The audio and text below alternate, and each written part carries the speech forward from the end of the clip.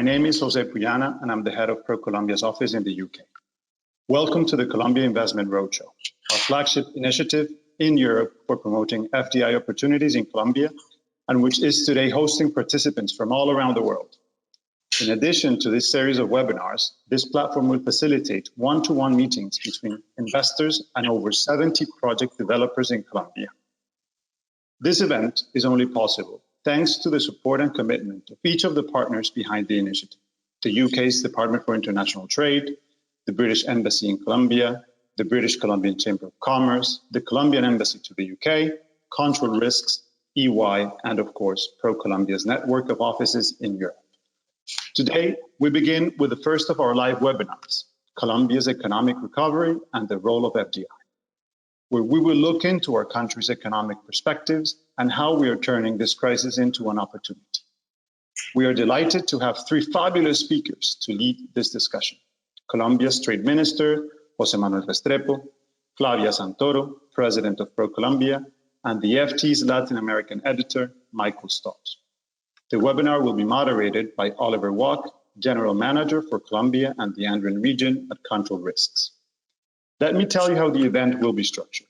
After opening remarks by President Iván Duque, the moderator will introduce the speakers and will guide the discussion. Before closing, we will open it up for Q&A. So please use the chat box function and indicate who the question is for. The webinar will end at 2:20 British time, 3:20 Central European time. For those of you who want to follow along later, recordings of the series of webinars will be available on the event website and on our YouTube channel. If you are an investor and still haven't requested a meeting with Colombian project developers, please do so using the chat box below and following the instructions provided. The details of each of the projects is available on the event website. Thanks again for joining us today.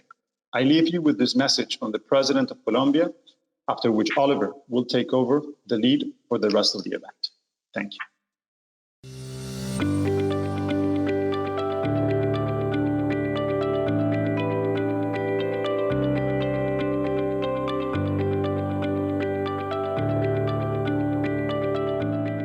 It is with great pleasure that I welcome you to the new edition of the Colombia Investment Roadshow, in which we share with British and European investors why Colombia is a great destination for business expansion and development. In the difficult times that we're living due to the coronavirus pandemic and its huge socioeconomic impact, this roadshow becomes a symbol of resilience and hope for a better future for all. Investors from around the world continue to show interest and confidence in Colombia as an ideal country for doing business. This statement is demonstrated by the growth and the increase of incoming international capital in comparison to previous years. In the first quarter of 2020, non-mining foreign direct investment reached more than $2.4 billion, representing a 23% increase compared to 2019. In the midst of the current situation, we have surveyed more than 200 foreign companies with operations in Colombia in a joint effort with the Coalition of Regional Investment Promotion Agencies, and we have seen their interest in our country. To make Colombia even more attractive, we have been strengthening facilitation mechanisms and incentives for investors, as well as creating a more successful environment for business to grow and expand. Furthermore, we are promoting an incentive program to become an ideal destination for international companies looking to relocate in order to reorganize their supply chains in response to the global circumstances. During these 3 days of roadshow, you will have the opportunity to see more than 70 projects with potential in receiving investment that will contribute with the dynamic of generating more growth in our country. These sectors have projects such as highways that foresee investment for more than $5.3 billion, the recovery of the navigability of our country's main watercourse, as well as the modernization of airports and the implementation of large-scale solar projects, among others. I would like to thank the British government and our partners in the United Kingdom for their collaborative work in developing this platform and extraordinary opportunities to show why Colombia is an answer for investors all over the world. Please enjoy these days of productive dialogues, opportunities, and upcoming business projects in our country. Welcome to Colombia. Thank you very much.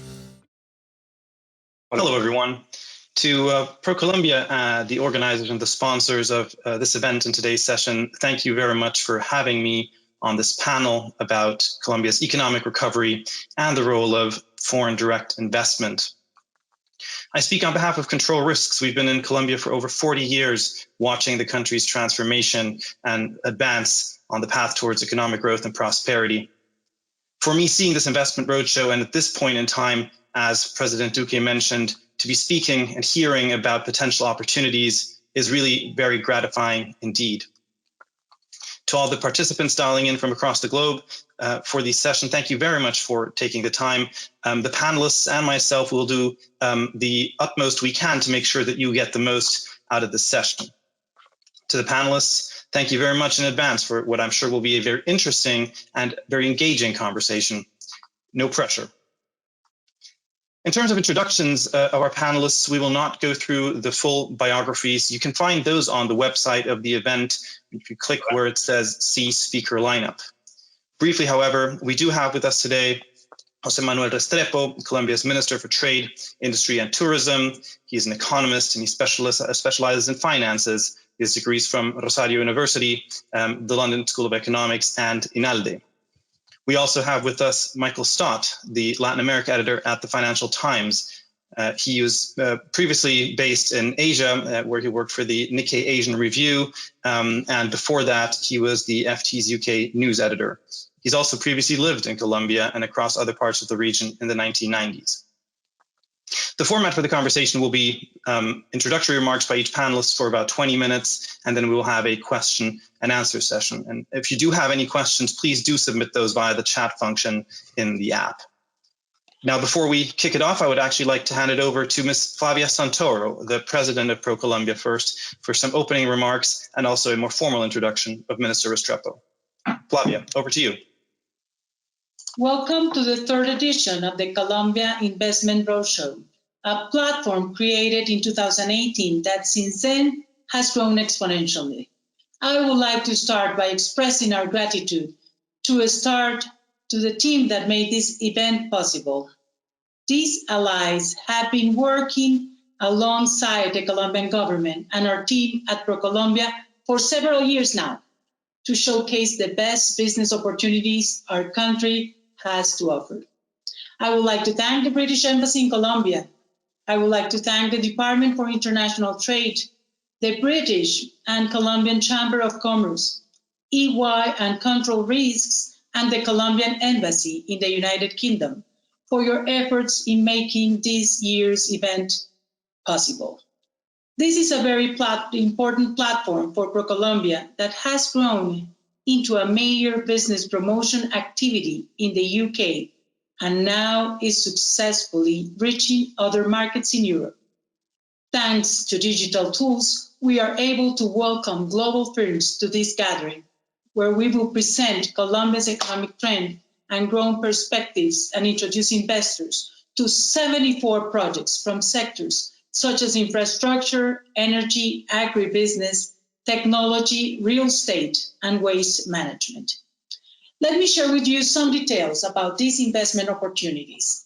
In the infrastructure sectors, projects include key toll roads, airports, telecommunication infrastructure, schools, and R&D centers around Colombia, as our president mentioned.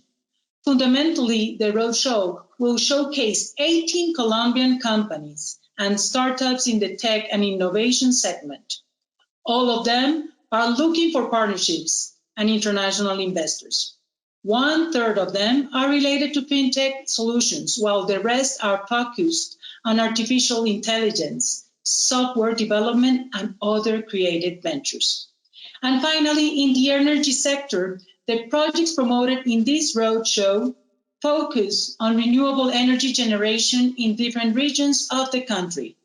The numbers show that we have been successful in attracting the interest of both investors, and projects. We have, up until now, more than 1,200 people registered for these webinars and over 170 meetings set up between investors and projects. These numbers are unprecedented, and we are certainly very glad all of you have decided to join us.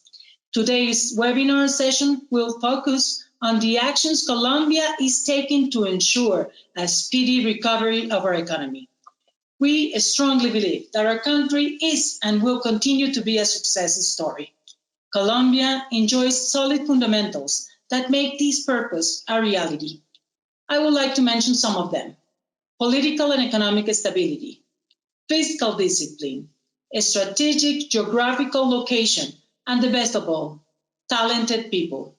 Additionally, according to the World Bank, Colombia's economic forecasts for 2020 continue to be one of the best at the regional level, even at this juncture. For Latin America, the forecast is for an average decrease of 7.2%, and that of Colombia is of 4.9%.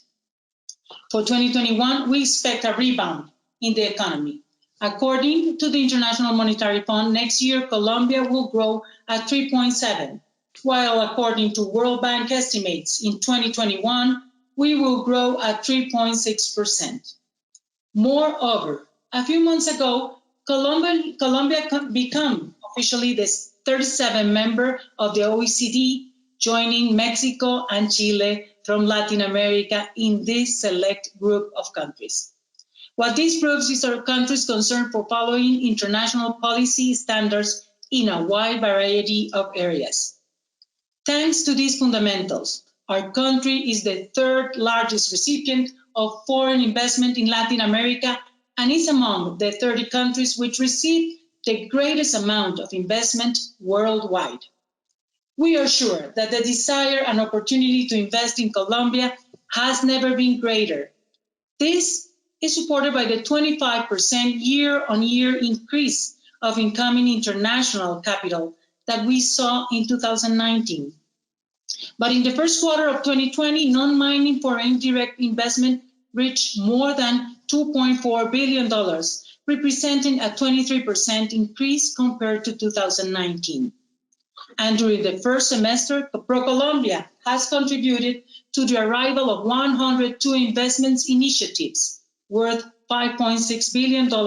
According to the investors themselves, this will generate 37,000 new jobs.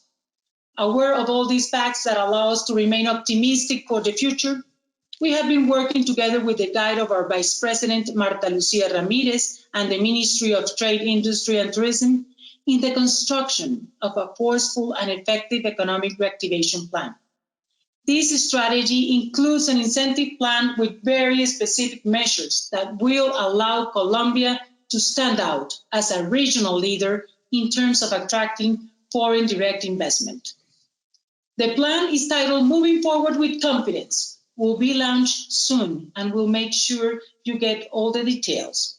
Now, I would like to introduce Colombia's Minister for Trade, Industry, and Tourism, Jose Manuel Restrepo, who will share with you how Colombia is turning the current crisis into an opportunity and why the role of foreign direct investment is now more than ever a key pillar of Colombia's economic recovery. Minister Restrepo, the floor is yours. Thank you very much. Thank you, Ms. Flavia. It's a pleasure to be in this meeting. And I have to tell you that it's an honor for me to be in this Colombia Investment Roadshow. I know that today we have the third version of the Colombia Investment Roadshow.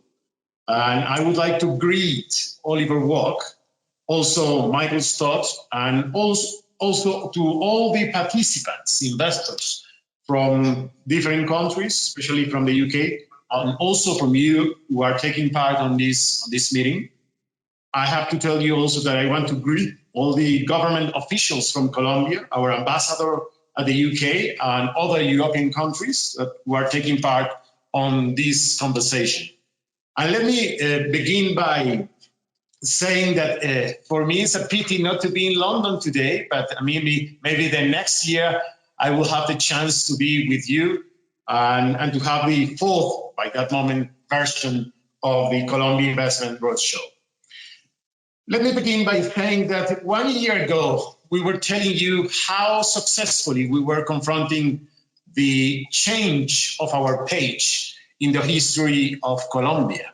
And by that moment, we were saying that we were moving from the page of violence and terrorism to a new page, the page that President Iván Duque wants to invite us, a page of investment, a page of entrepreneurship, a page of innovation. And I have to tell you that things were, by that moment, on the right track. We were having the highest growth in Latin America. Even the first 3 months of 2020, compared to other similar countries, we were also having the highest growth on GDP. By the end of last year, with those good news, we were launching a fiscal reform coherent with the idea of President Duque of how to build a pro-private initiative country, a pro-business country.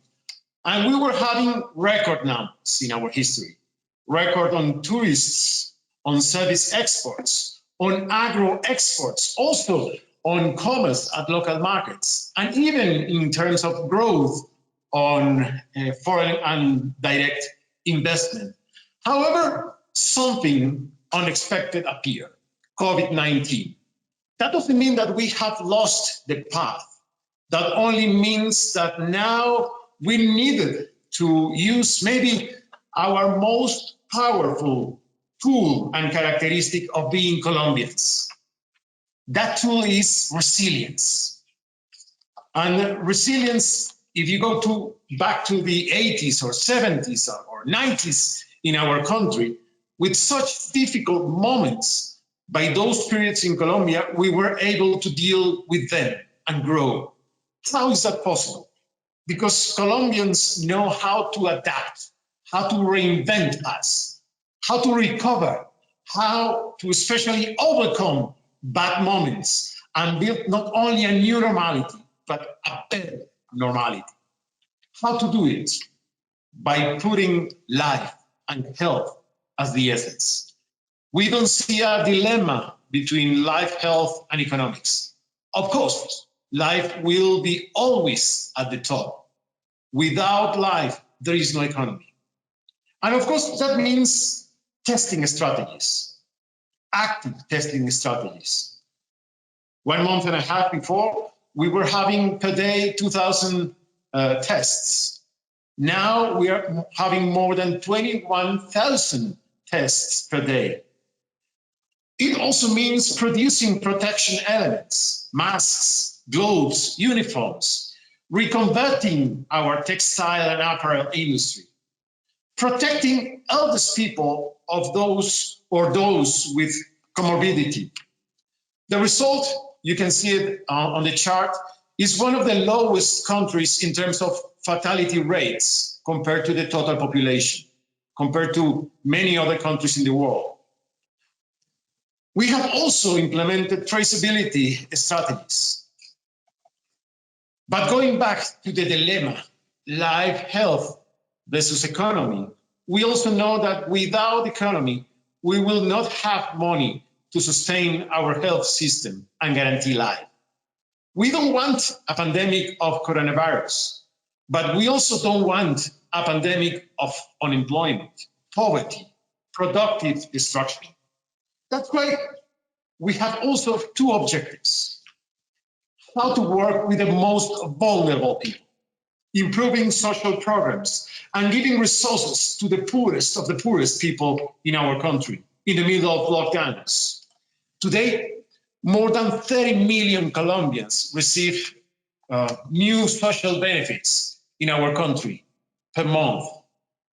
And this also includes, among many other measures, how to solve liquidity difficulties for small and medium enterprises, or new credit lines, new guarantee lines, how to give financial solvency, solving the risk and maybe the appetite in the financial sector by guaranteeing billions of dollars for small and medium enterprises, up to 90%. How to extend dates for payments of taxes, how to accelerate the devolution of taxes, and more recently, how to give even direct subsidies to pay wage premiums, for example, and even monthly wages for certain periods of time. And that means, as in the chart, more than 165 measures to mitigate the impact. That also means investing between 9 to 11% of our GDP. However, as I said before, Colombian resilience, our resilience means also proactively to build the future. We are not waiting to start the recovery, we are building it. With the leadership of our Vice President, as Flavia said, we are thinking on many things. One of those, how to reindustrialize Colombia, how to strengthen our agro industry, how to strengthen biotechnology in Colombia, how to strengthen our foreign direct investment coming to Colombia, to attract and work on reshoring, how to build regional value chains, especially taking advantage on the leadership that President Duque will have this year and the next year, being the pro tempore president of Comunidad Andina, pro tempore president of the Pacific Alliance, pro tempore president of ProSur, and also leading the IDB Assembly. That's going to be a very important moment next year. How to strengthen our small and medium enterprises by new ways of funding, for example, using fintech or crowdsourcing. How to strengthen our small and medium enterprises by improving our e-trade, e-commerce. How to promote service exports. With the help of IDB, now we're working on that track, and especially how to promote digital entrepreneurship. How to accelerate the decision and actions in cutting the red tape.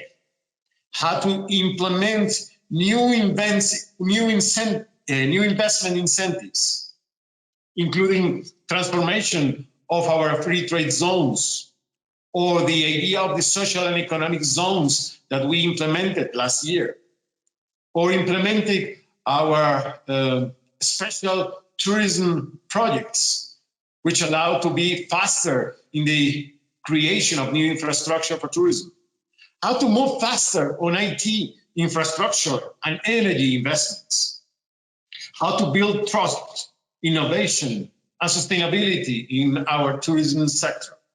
Those are part of what we call this recovery plan. And we're seeing results, indexes of confidence growing, increasing demand on energy, better results on industry, the implementation of 2 days of no value added tax day to certain products to move commerce. Of course, we are in the middle of difficulties, but we are seeing V-shaped numbers in leading indicators of Colombia nowadays. And a way to do it is by building a gradual, progressive order reactivation or reboot of our productive system after a restrictive lockdown. We can say that today we have allowed to reopen between 75 to 80% of our GDP. However, always with responsibility. First health, first lives, and then employment and the economy. The plan to our next future is to continue our path, but in a better normality. A strongest industrial policy, more sustainable tourism, reinforce small and medium enterprises with more involvement on e-trade, more internationalized country, more efficient attraction of investment. Sometimes crises could be opportunities. And now we think that we have many opportunities.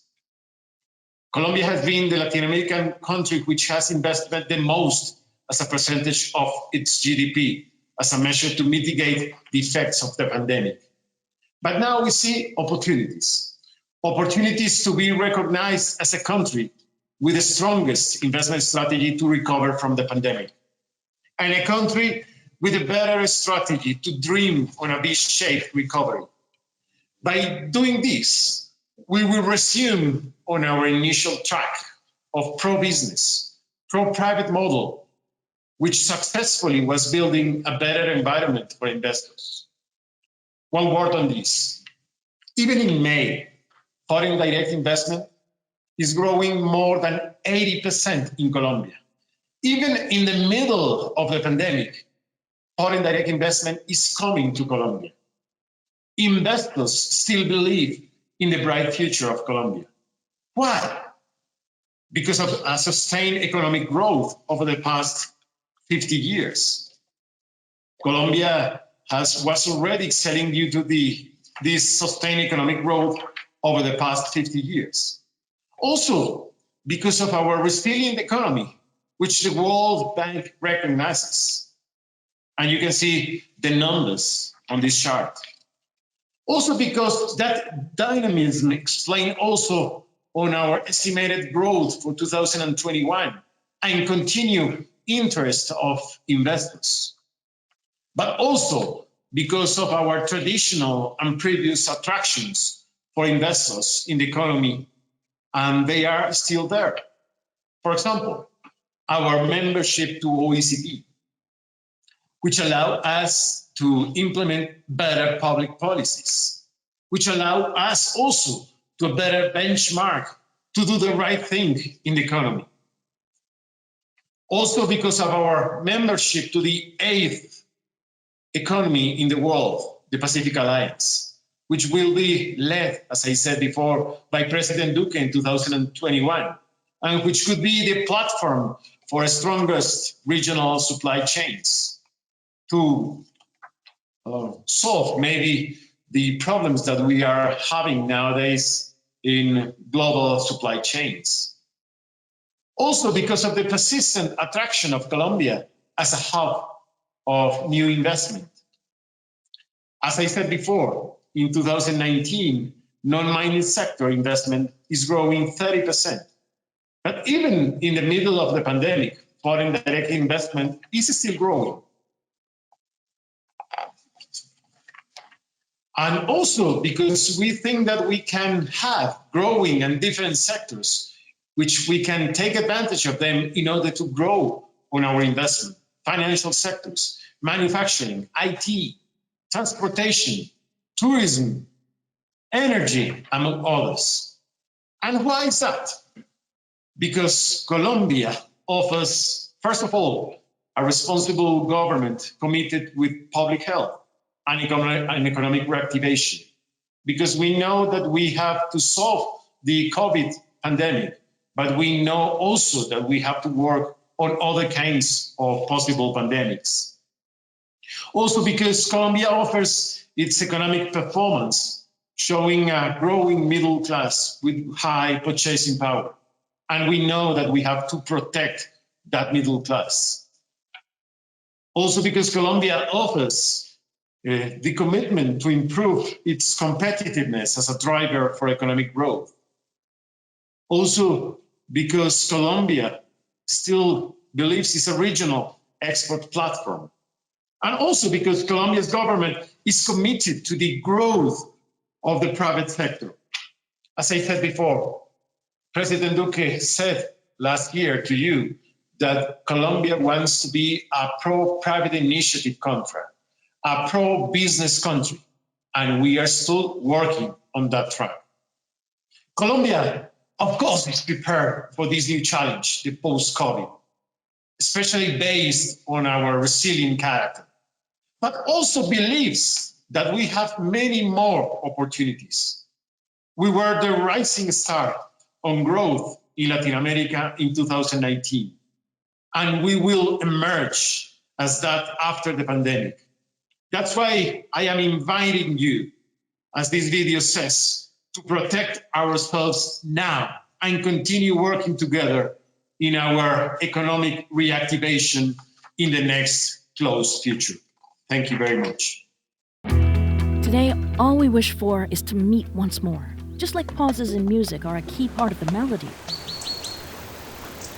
The rhythm of Colombia and our destinations are taking a break, so that you may find them renewed, confident that they've taken the best of care and that you'll enjoy them like never before. Because the one thing you can definitely count on is that you'll meet once more with our unshakable rhythm, with our joyful warmth. We'll meet again soon. So we want to invite you again to Colombia. Now we're taking a break to protect our lives, our health system, and we are expecting all of you to be part of this reactivation plan of the next bright future of Colombia after the COVID-19. Thank you very much. Minister, thank you very much for those remarks. Michael, over to you, please. Thank you, Oliver. Thank you, Minister and ProColombia, for the invitation. Just to say by way of introduction that I've been asked to do something a little different to the other speakers. I've not been asked to sell Colombia to them. They can do that very capably by themselves. I've been asked to provide some context about what's going on in Latin America in terms of the pandemic, in terms of the politics, the economics, and the investment climate, to give you as investors a little bit more to look at in terms of judging what Colombia is doing and assessing the opportunity in Colombia relative to the rest of the region. And I will try and do that as objectively as I can with my journalistic hat on. And I'm speaking, of course, in a personal capacity here. So the views I'm expressing are personal rather than the ones of the Financial Times, who I write for. So what I'd say to you, first of all, is that this is clearly an extremely challenging time. It's a particularly challenging time for Latin America and for Latin American governments. And what the pandemic has done is that it's shone a very bright, harsh, and unforgiving light on the region and on its problems and its difficulties. And it's shown up very clearly in the words of the Warren Buffett, the immortal words of Warren Buffett, who is swimming naked when the tide is out. In other words, which countries are the ones that are structurally and in terms of policy doing the right things and well equipped to cope with a major challenge, and which ones are seriously exposed. And the pandemic is the equivalent of that tide going out and leaving it very clear who is exposed and who is not. I think the pandemic was also somewhat unexpected, it's fair to say, its ferocity in Latin America. At the moment, horrifyingly, more than 52% of all new deaths globally from COVID-19 are occurring in Latin America, which is a region with only 8% of the world's population. So at present, the pandemic is having a disproportionately big impact on Latin America. And that was quite unexpected. If we think back to February, to the early days of the pandemic, the consensus at that point was that this was hitting Europe and the United States very hard, and that Latin America perhaps might escape the worst of it, that perhaps its distance from those centers, its more youthful population might permit it to avoid the worst of the pandemic. Well, unfortunately, we've seen that's not been the case. And perhaps in that transmission, we've seen the fact that Latin America has particularly close cultural connections with Italy and Spain, that were two of the worst hit countries in Europe, was obviously something that meant the infection spread more quickly into Latin America. Governments then responded in different ways across the continent. And I think it's interesting to see that several countries, including Colombia, moved quickly to implement tough lockdowns and to prepare their health services to cope with the challenges of the pandemic. And those countries saw the results of that early on in terms of much lower cases, while other countries that took a different approach, a more laissez-faire approach, a more laid-back approach, saw a rapid rise in the number of cases. However, as the pandemic has evolved, that picture has changed slightly. So we're still seeing quite different death counts, and I think that the minister was quite right in his presentation to stress the deaths per 100,000 population, because that's probably the most objective statistic that one can use to evaluate performance in the pandemic. The number of cases, as everyone knows, depends very largely on the amount of testing, which has varied enormously by country. But deaths are a more comparable statistic, and obviously they should be related to the size of population. I think it's interesting when you look at those numbers to point out that no country in Latin America is so far reaching the levels of the United States, and no country in Latin America is anywhere near the levels of the UK in terms of deaths per 100,000 population. I think that's perhaps a data point that goes overlooked. But when we look among those Latin American countries, unfortunately, some of the ones that did lock down early, like Chile and Peru, actually have seen quite high death numbers and are in fact slightly ahead of Brazil and Mexico at this point. We don't know, of course, where this will all end up. But what we do know is that, again, the challenge of this pandemic is that in countries with high degrees of labor informality and significant amounts of poverty, the restrictions that are effective in Europe and in parts of Asia are less effective. And indeed, when you look in Latin America at where the worst cases have occurred, they've tended to occur in poorer areas where people have to go out to eat, have to go out to earn a living, and therefore it's more difficult to make a lockdown stick. But I think overall one could say that the COVID numbers in Latin America are certainly a sort of X-ray of state effectiveness. There are bright spots. Two of the very brightest spots, in fact, were small countries, Uruguay and Costa Rica, that had an outstanding performance in terms of what they did against COVID. Though, again, one would have to say probably Uruguay was helped by the fact that it's a much smaller and more isolated country with fewer international connections. So that may have played a role too. One of the other big challenges, as the earlier speakers referred to, is the challenge of helping the poor in these situations. And of course, that's a particularly difficult challenge in emerging markets like Latin America because of the fiscal constraints, which are much more serious in developing countries than they are in the developed world. Central banks in Europe, in the United States, and in Japan have thrown colossal resources at this pandemic, and they've been able to do it because they have an enormous degree of credibility, because the currencies that they borrow in are backed by investors to a very large extent, and they don't have to worry too much about people stopping buying their bonds or stopping lending to them. Obviously, that's not the case for emerging markets, which have to be much more aware of the need to preserve access to markets, the need to preserve their credit ratings, and therefore the amount of money, amount of ammunition they've got to tackle this crisis depends quite largely on the fiscal position they were in going into this emergency.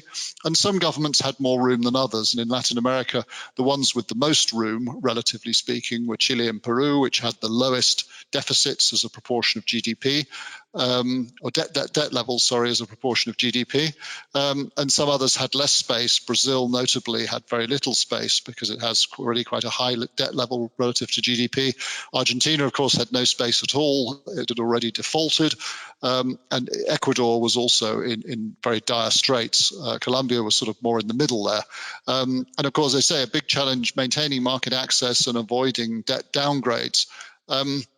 But this brings me to the biggest challenge of all that the pandemic has posed to Latin America. And again, it's an old problem, the problem of slow growth. This is a continent as a whole, with exceptions, and the minister rightly referred to Colombia as one of the better performers over the past decades. But as a continent, Latin America barely grew last year, and indeed its per capita GDP growth for the last 5 years has been 0.5% on average across the region, which is well below its potential and well below the levels it needs to achieve. And the coronavirus, of course, has highlighted that challenge because we see in the forecasts that were referred to, the IMF and World Bank forecasts, Latin America as a region is one of the worst hit in the world. In fact, the worst hit emerging market region in the world. And the recovery will be slower in Latin America than in the rest of the world. Again, Colombia is among the best performers there, but the region as a whole is being hit hard. So that comes to a little bit of a mystery, and it was a mystery that interested me a lot as someone who'd spent time in East Asia, observing close up the economies of Southeast Asia, which are at the moment among the world's best performing, and which, it's worth remembering, were poor, backward rural economies 30 or 40 years ago, well behind Latin America in their level of development, very long way behind. I mean, they weren't even comparable. And yet at the moment, those are economies that are among the world's best performing. So I think it's quite helpful to look at what Latin America as a continent has been doing, what Southeast Asia has been doing, and draw some conclusions. And there's not a great deal of dispute, I think it's fair to say, among economists and policymakers about the reasons. I've talked to quite a lot of them in the course of my work, and they say the similar things. So what you hear most often is that Latin America as a continent suffered an over-reliance on commodity exports. And of course, the boom of the commodities in the first decade of the century was the equivalent of the tide coming in, covering all those naked swimmers, making them look good. But of course, when the commodity boom ended and the tide went out, they were exposed. And that over-reliance on commodity exports is a big problem, particularly, I would say, over-reliance on fossil fuel exports, because of course, the shift to green energy there poses very real challenges. And then coupled to that, you had some other ills that have afflicted this continent. One, poor infrastructure, poor productivity, a high degree of labor informality, and what some economists have called premature deindustrialization. In other words, that the region was almost encouraged in the boom years to not bother with industrialization and focus more on commodity exports because they were earning a lot of money and there was a comparative advantage, and it was felt that pursuing industrialization was not worthwhile. Well, I think that was clearly a mistaken idea. Now, those diagnoses have been around for some time, and one of the other ones, of course, that goes with it is the question of inequality, which the minister rightly referred to. There's a serious problem of inequality in Latin America. It's the world's most unequal continent in terms of the distribution of income. And one of the reasons for that is a low tax base. The average amount of tax raised in Latin America is 23% of GDP raised in taxes, and the average for OECD countries is 34%. So just that one statistic really tells you a lot about why Latin America struggles to provide high quality public services.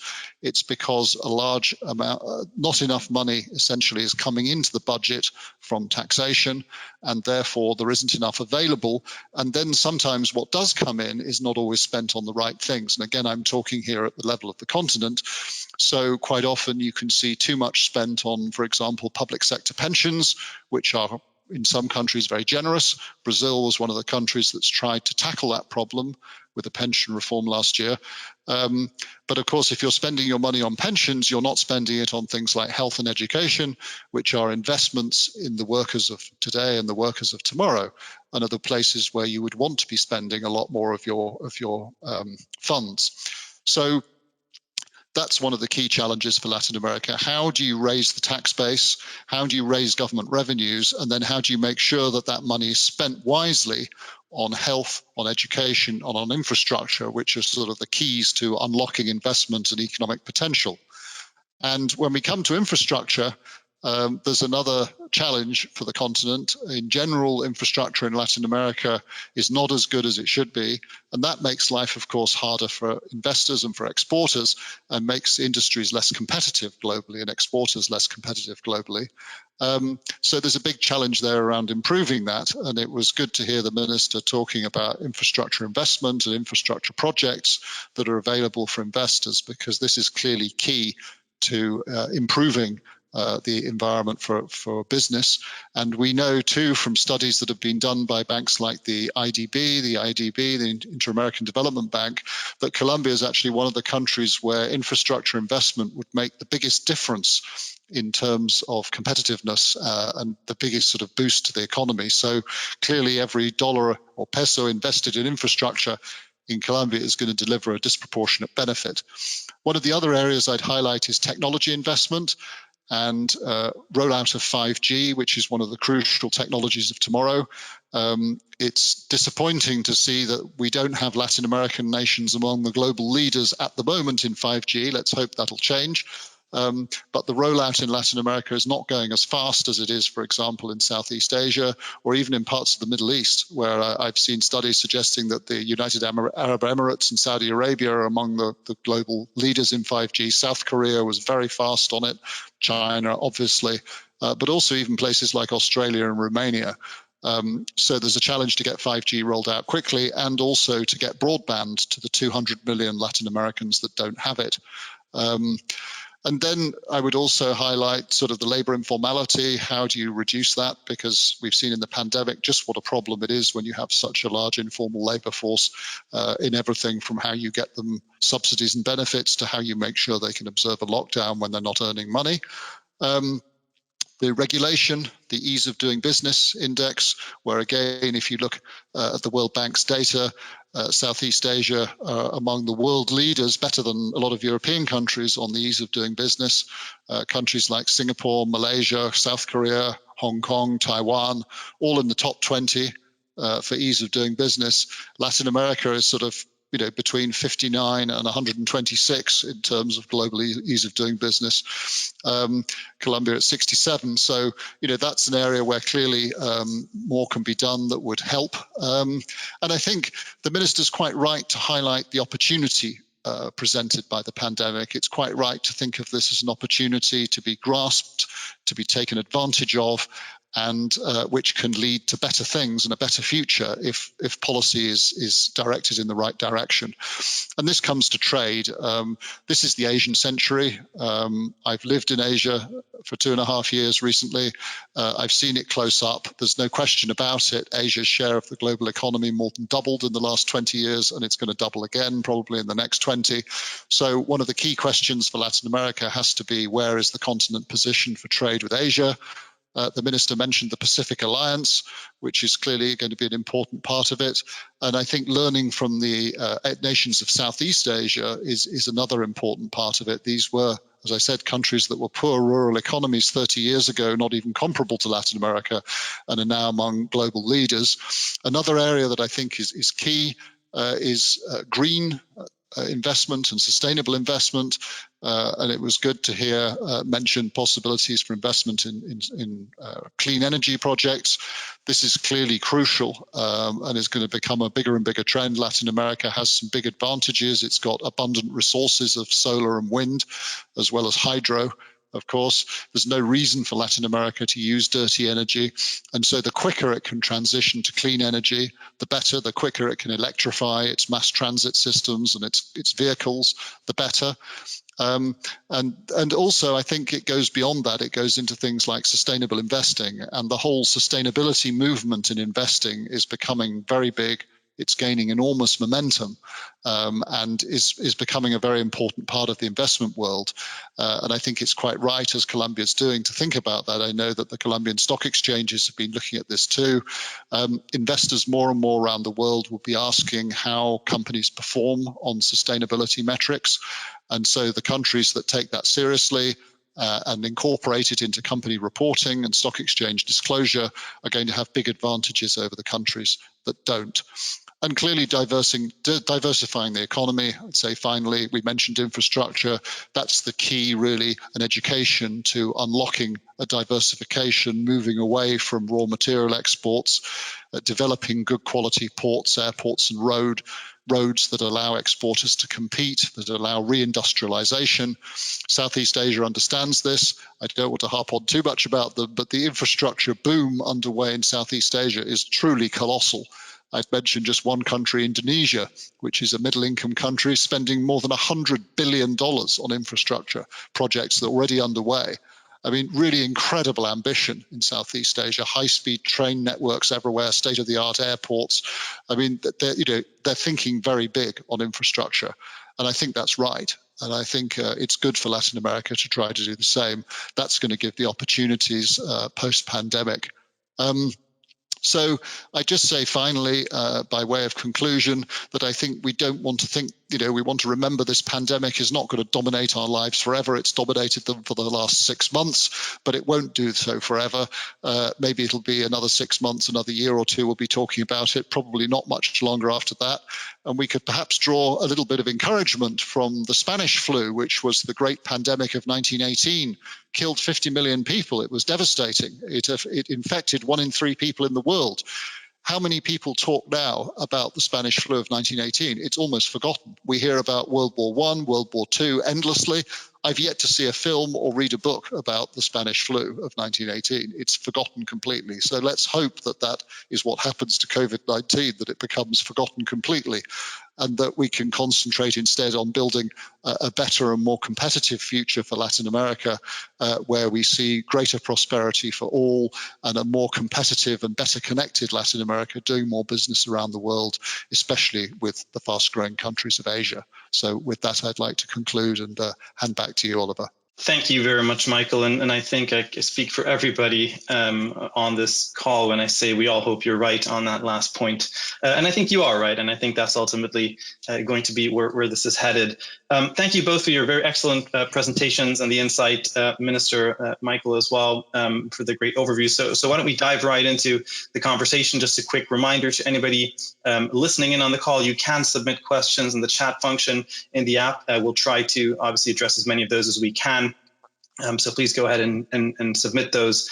Minister, maybe a question for you to just kick it off at the beginning. You mentioned in your presentation this longer trajectory that Colombia was already on prior to the COVID pandemic, 50 years of growth, basically, among others, despite, as we know, some very significant sort of historical troubles on the political security side, especially. As you look at it today, as you look at that growth trajectory, where do you see the biggest risks to that trajectory? And what is the government doing about managing those risks to ensure that we actually continue on that path towards more growth and prosperity? Thank you, Oliver. Maybe I see two kinds of risks. Maybe one, I would say there are international risks, and this is a risk for the whole humanity. Are we moving towards a more protectionist world or a more multilateral world? And I think that there is a dilemma for the future of humanity. In our opinion, we need to move to a more multilateral world, of course, in which free trade should be understood for all.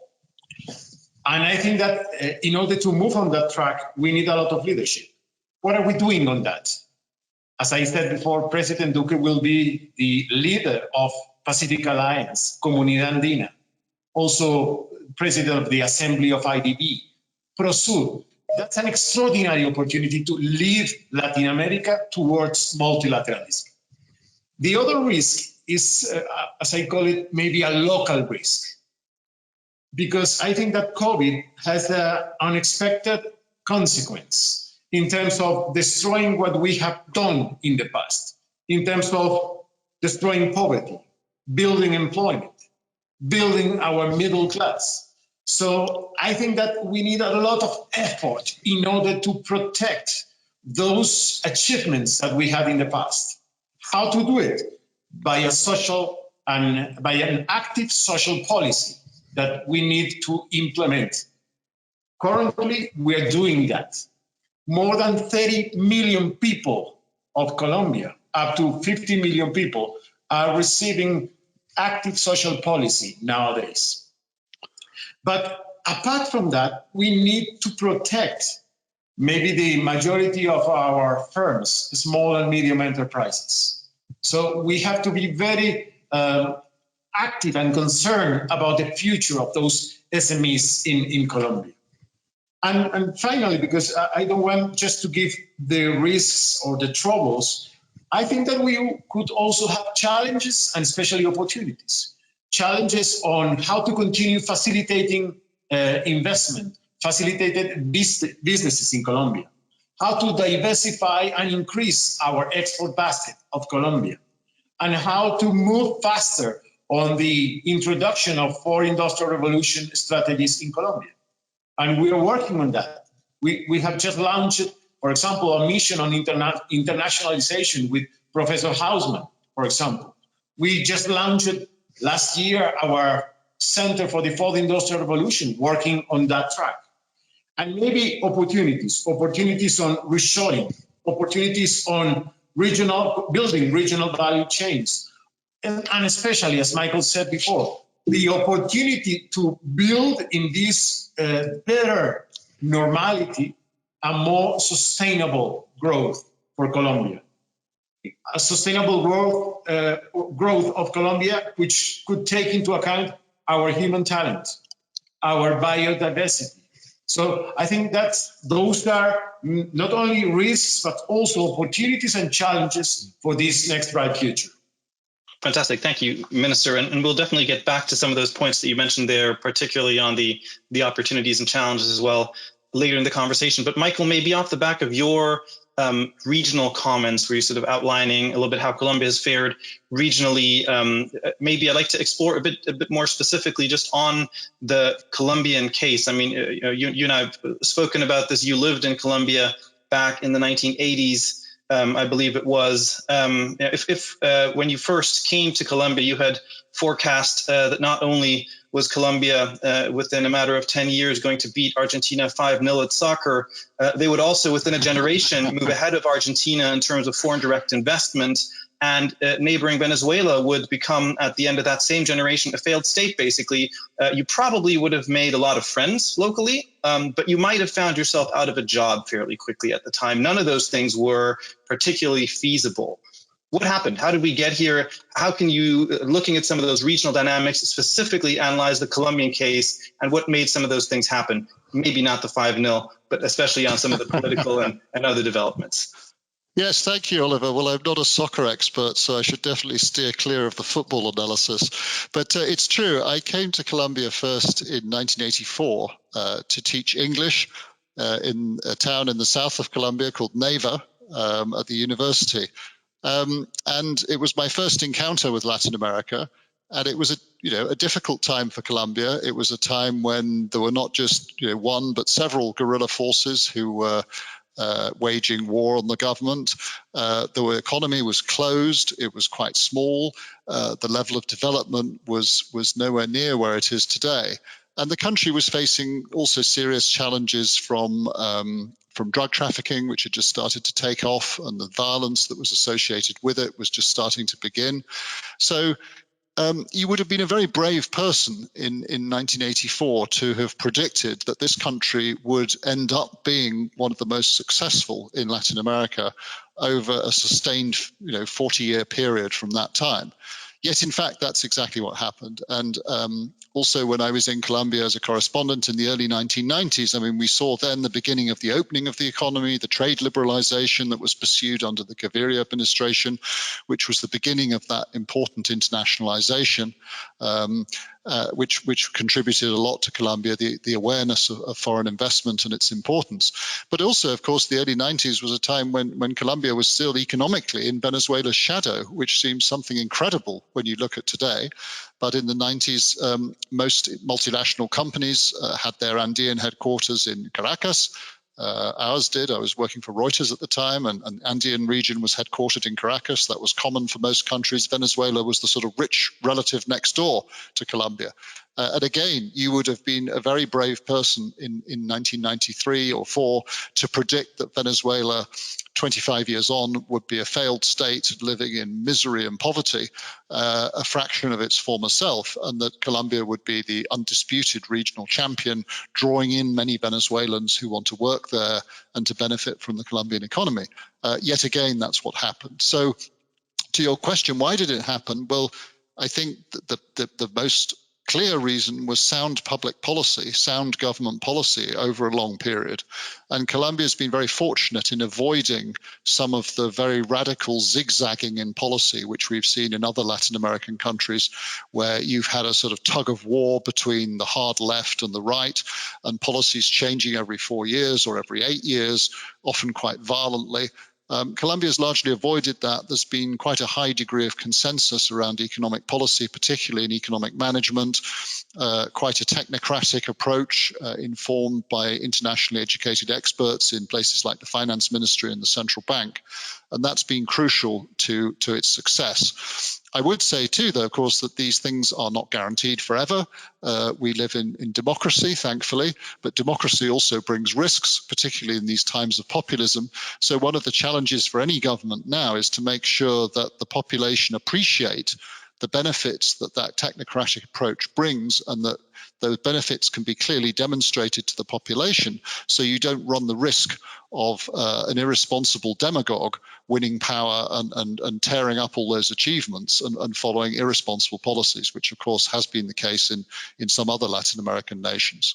Thanks, Michael. And that's definitely one that we'll get back to as well, because it is a question that we frequently get asked as well by our clients looking at investing in Colombia, just to some of those comparisons to regional neighbors. And it is curious that Colombia has just managed to steer clear of sort of that left-right football. I'm just going to go back with the football, kicking back and forth between the ideological extremes. So I think that's definitely something to highlight, and the points that you make are excellent there. And we'll discuss a little bit later, just in terms of some of the impact of COVID on that. And I don't want to sort of maybe necessarily spend too much time specifically on the pandemic. Minister Restrepo in particular, you mentioned quite a few ways. 165, I believe, is the precise number in which the government is tackling the pandemic, things that are being done to make sure that the fallout is perhaps controlled a bit more.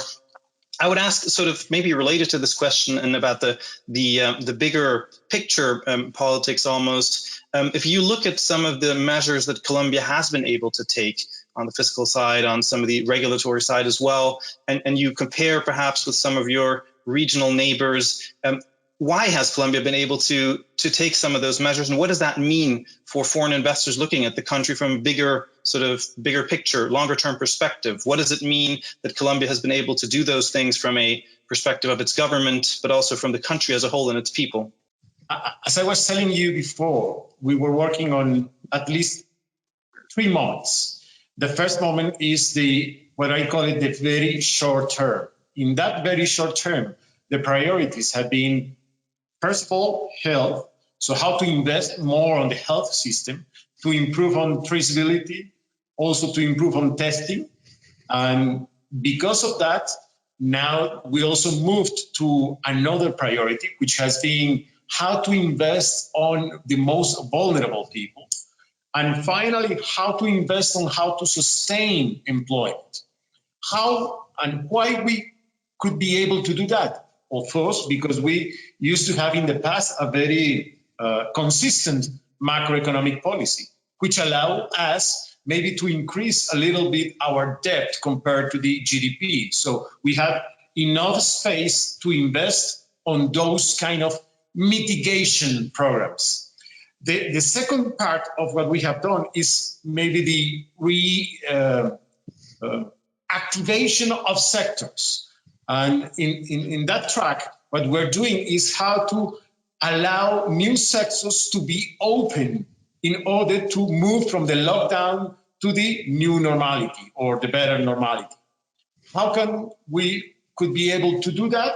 Well, because of course we have done a special work, interesting work on health issues. So we were able to prove and to show good results on health in terms of mortality, in terms of the rate of people who get infected. So we could be able to open gradually those sectors. And finally, the last track is how to move to the next step, or to the next maybe challenge, which is how to grow on this idea of a V shape. And to do that, of course, we can do that because of the experience that we had in the past, or the lessons that we had in the past in spaces such as the Pacific Alliance, in the lessons that we had in terms of how to grow even in difficult situations that we had in the past of our country.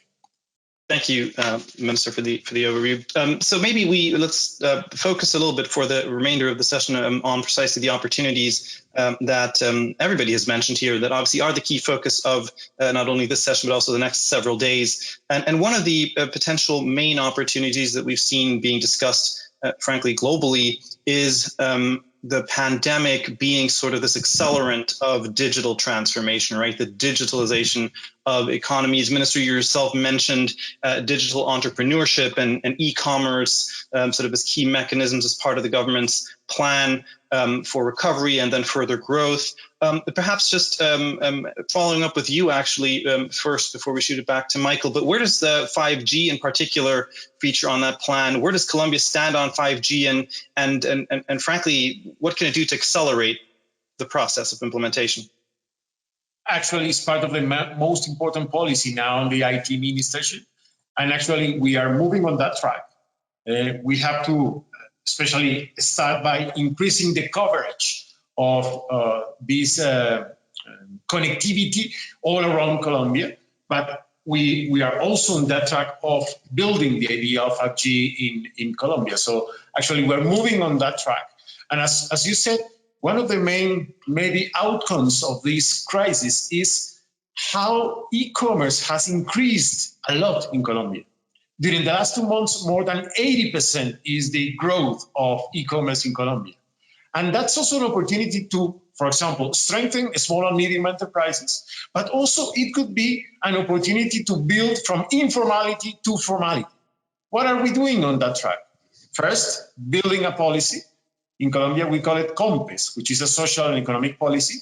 Now, the new policy is being for consultations, is developed and is open for consultation.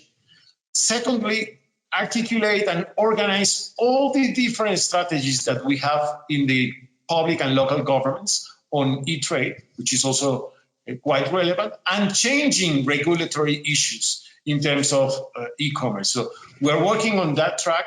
5G is it could be an opportunity to strengthen what we're doing now, but we think that idea of e-commerce is going to be one of the most interesting consequences of COVID-19. Thank you, Minister. Michael, in your remarks, you mentioned, of course, you called it the Asian century. Having lived in that region, you studied it very closely and still do. You mentioned as some of the ways in which countries in especially Southeast Asia are making and have made significant headway in terms of sort of economic growth and the path towards prosperity. Infrastructure, obviously a key one, but also clearly the digital economy, another one of those. A third point that has been also frankly mentioned by the minister, and you touched upon as well, those trade agreements. Obviously, those are fundamental, and it's a complicated time, perhaps, to sort of really focus on more trade agreements and more globalization, as the minister himself mentioned at the beginning, in terms of some of those key risks to the plan on the international side. But where do you see trade agreements featuring, and perhaps you have a thought or two about TPP in particular as a potential sort of something for Colombia to look at more closely and more quickly? Thanks, Oliver. Well, I think trade agreements are crucial, and here there's an opportunity for Latin America. And the minister quite rightly mentioned the risk of protectionism.